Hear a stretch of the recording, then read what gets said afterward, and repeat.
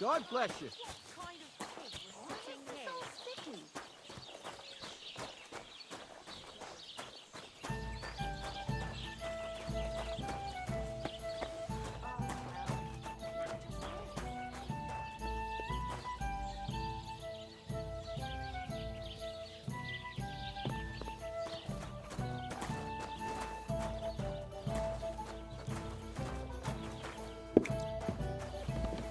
Aye. Good old... Do you have enough onions for the soup? Aye, of course. Today's batch to...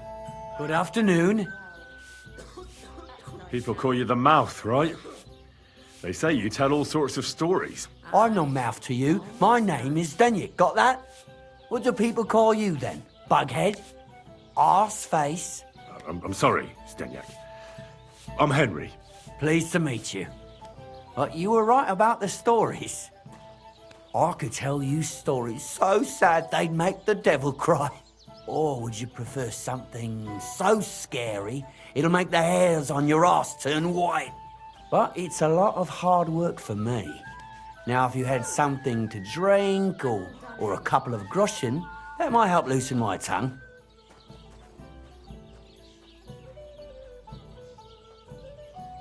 To your health, my friend.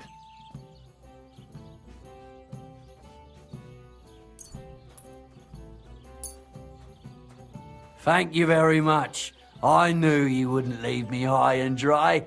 So what kind of story would you like to hear? Tell me a sad story. Wise choice.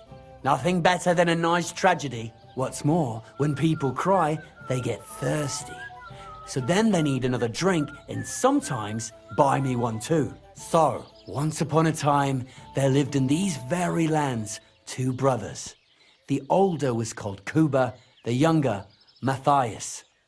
They were both woodcutters like their father and his father before him. One day, at the height of summer, they were working in the woods.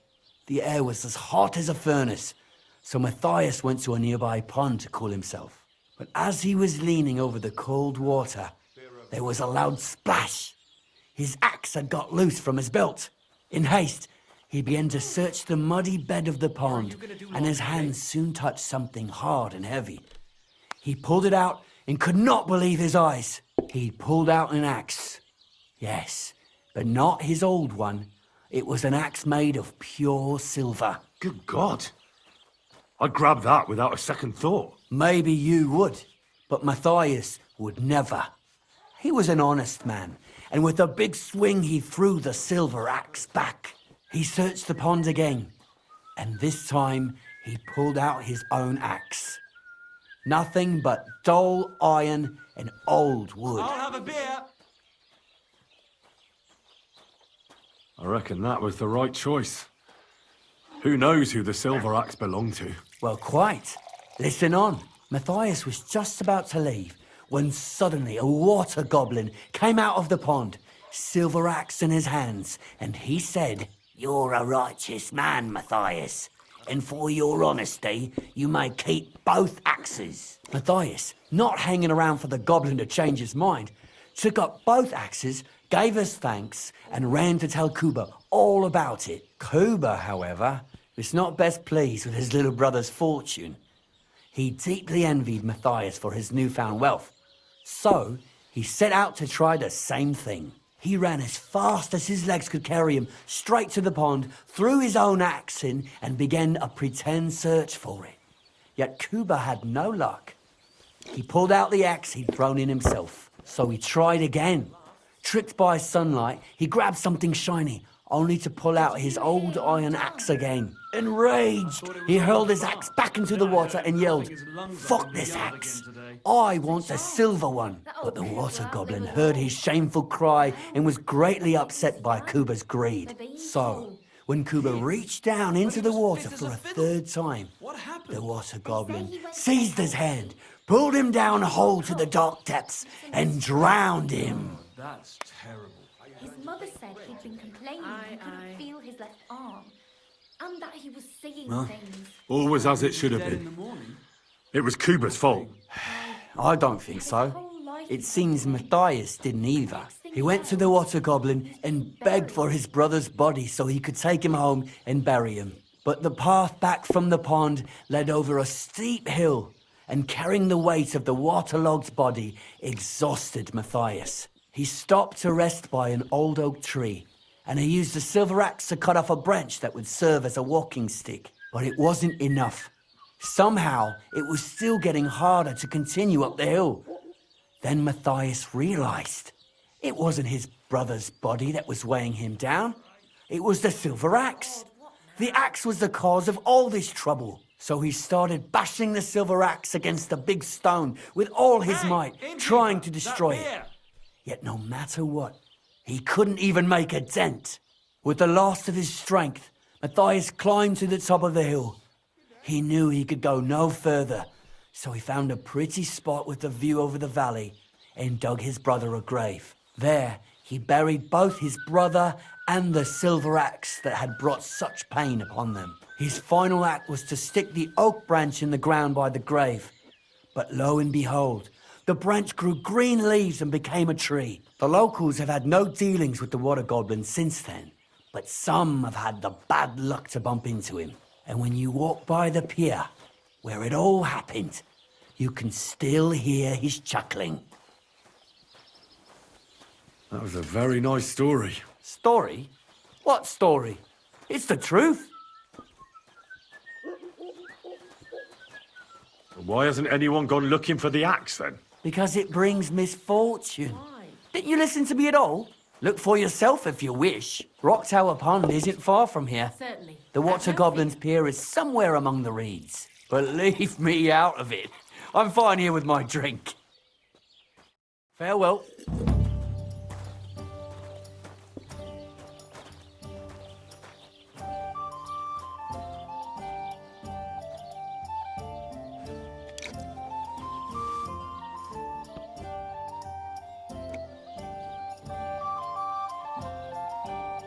I'm a bit peckish.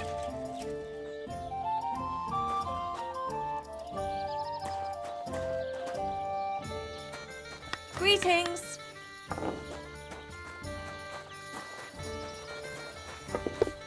And what can I get for you?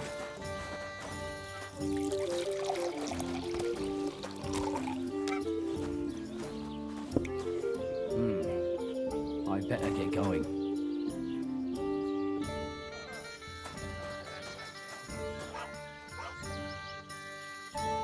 What can I do for you? What's new around here? Nothing new. It's quiet here, fortunately.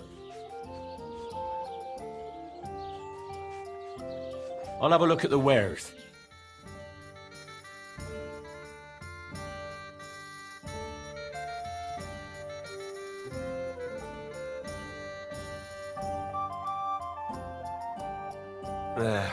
Maybe next time then.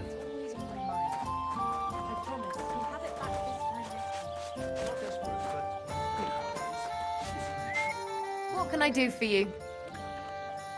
Show me your wares. Ah, never mind then.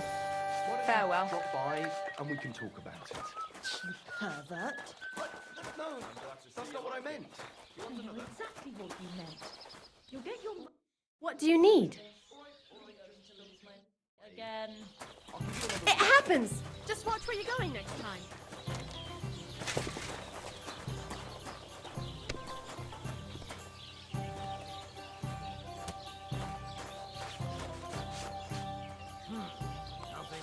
What would you like?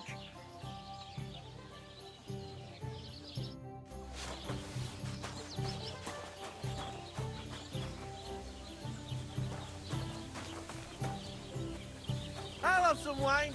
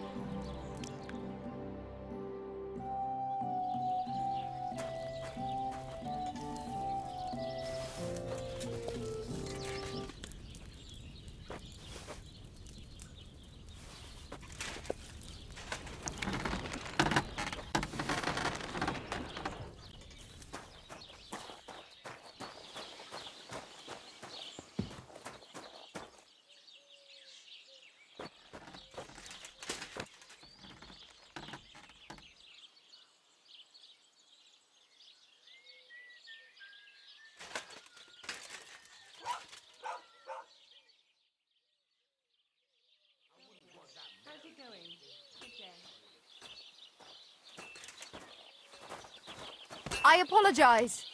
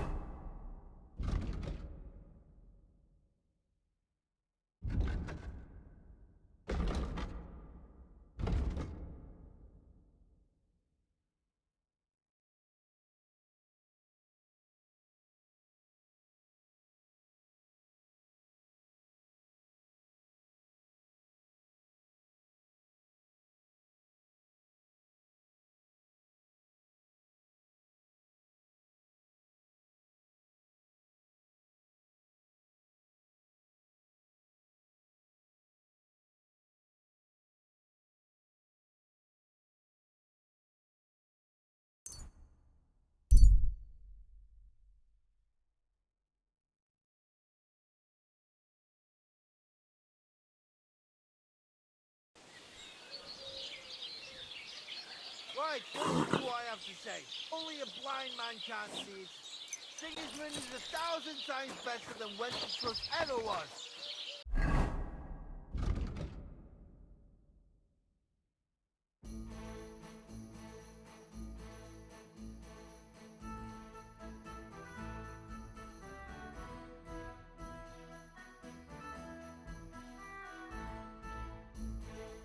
I hear he settled in Gutenberg.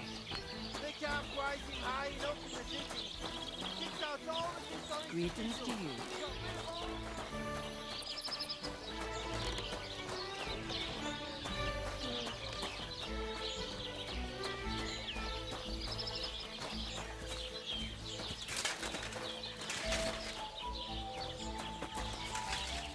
That's all right, asshole.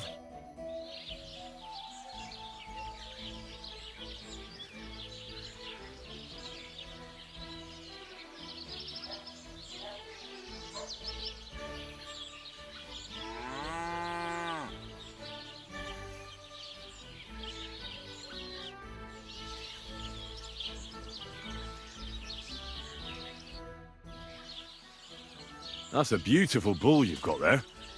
You don't see an animal like that every day. Aye, and nothing is the finest animal far and wide. He wasn't cheap either.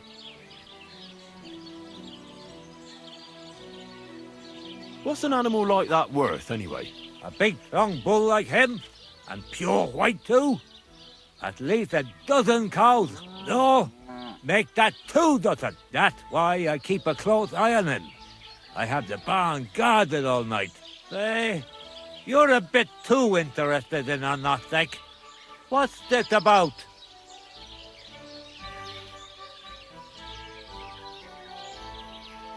I'm just curious.